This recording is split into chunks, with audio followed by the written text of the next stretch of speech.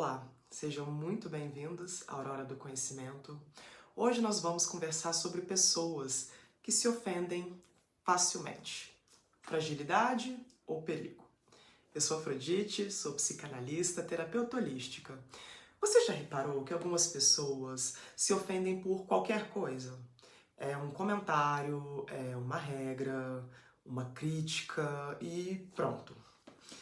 É briga, é escândalo, é confusão. Mas por trás dessa sensibilidade excessiva, existe algo muito mais profundo, e é o que vamos olhar aqui. É uma dor não resolvida. E essa dor, quando ela não é elaborada, ela vira agressividade. E pode se tornar nociva, primeiramente para a pessoa, porque estraga todas as relações que ela tem, e segundo, para a sociedade. A visão psicanalítica traz que pessoas que não aprenderam a lidar com a frustração, limites ou críticas crescem acreditando que tudo precisa girar em torno delas. Qualquer não vira uma ameaça à sobrevivência do ego.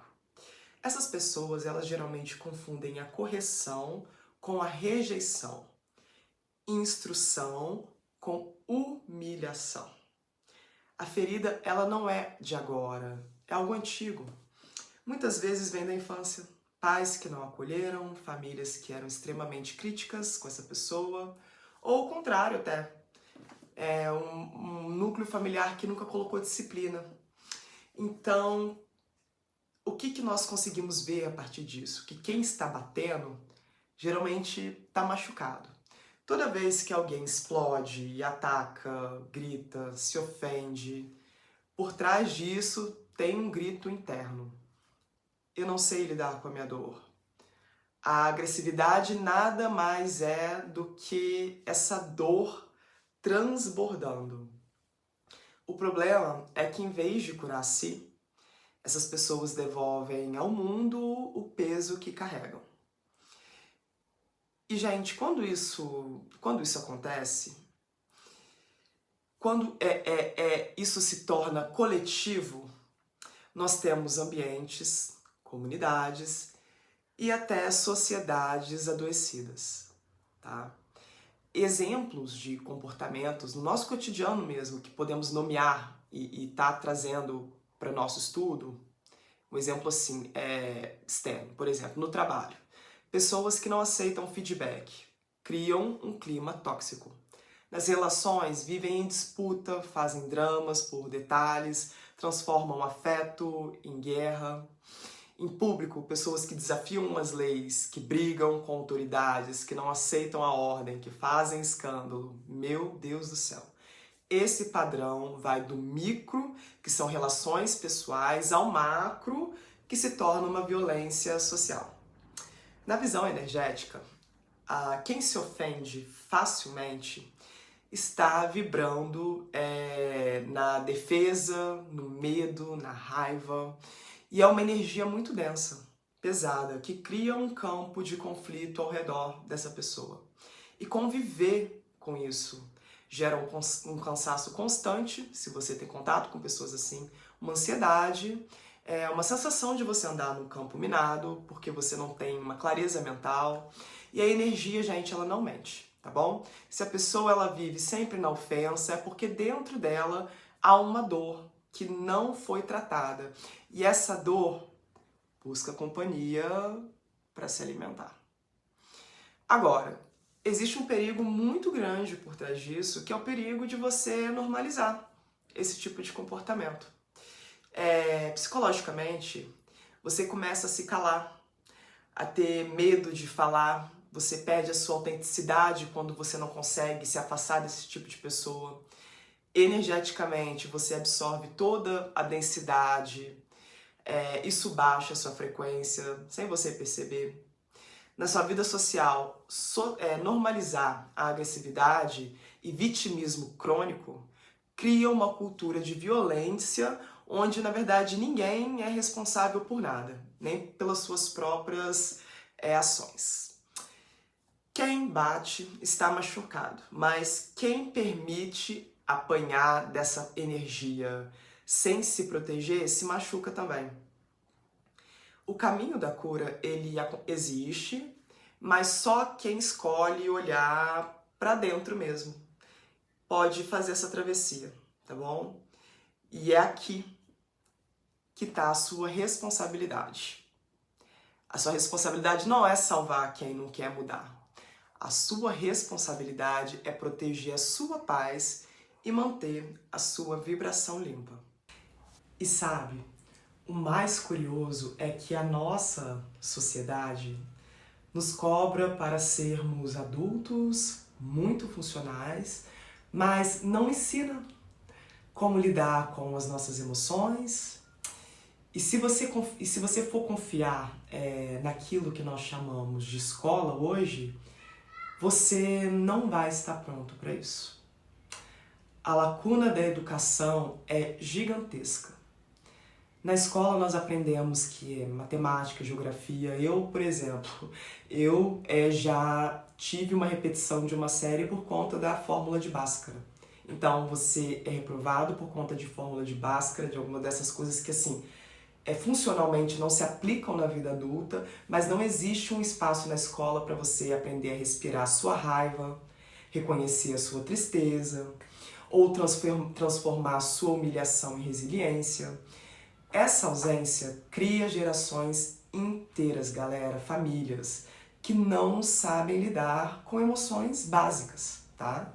O reflexo das escolas brasileiras, nas escolas brasileiras, gira em torno de briga entre alunos e professores sendo agredidos dentro da sala de aula, o bullying como uma regra, não uma exceção, e o mais grave, que é uma naturalização disso como se fosse parte do crescimento. A naturalização seria aprender a lidar com isso, né? Então, por que a educação emocional não é tema na escola? Por que a sociedade prefere fingir que problemas emocionais não existem? Por que falar de emoção ainda é visto como fraqueza, perda de tempo? Por que nós estamos presos à ideia de uma educação que nos prepara para provas, mas não para a vida em si? E a consequência disso tudo é que o que não é trabalhado na infância se torna um comportamento extremamente nocivo na sua fase adulta. Por isso que pessoas que batem, gritam, humilham, na verdade são crianças emocionais, muito birrentas e que não sabem elaborar a sua raiva. É uma sociedade que não investe em inteligência emocional e, em consequência disso, nós colhemos essa dor coletiva. Meus amigos, enquanto não existir inteligência emocional nas escolas, enquanto não falarmos disso abertamente, vai continuar tendo adultos incapazes de lidar com a sua frustração. Porque pessoas que se ofendem fácil, que brigam na rua, que agridem professores, que viram um risco para quem está perto, é um sinal de uma extrema ignorância. E vai de você escolher normalizar isso, se blindar ou buscar a sua própria educação emocional para lidar com isso. Agora, indo bem a fundo na raiz desse comportamento ofensivo, traumas da infância, muitas dessas pessoas não nasceram ofendidas.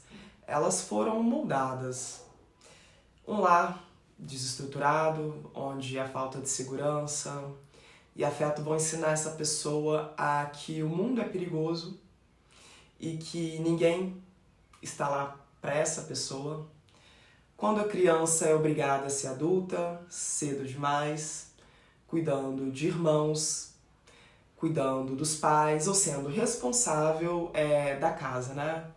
Essas crianças, muito cedo, crescem sem um espaço para poder viver a sua própria vulnerabilidade. Isso cria um adulto que reage a tudo e a todos como se fosse uma ameaça.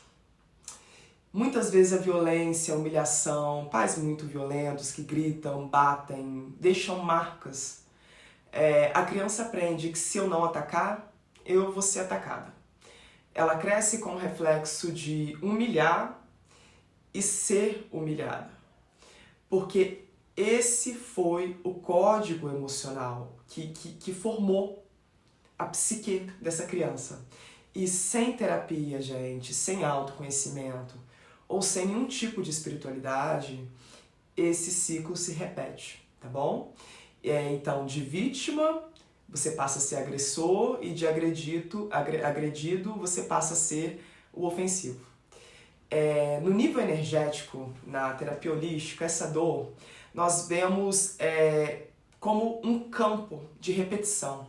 Porque o corpo ele guarda memórias da violência, músculos tensos, respiração mais curta, um olhar sempre em defesa. O espírito atrai cenários de conflitos porque só sabe viver o caos. E é por isso que essas pessoas vivem em guerra.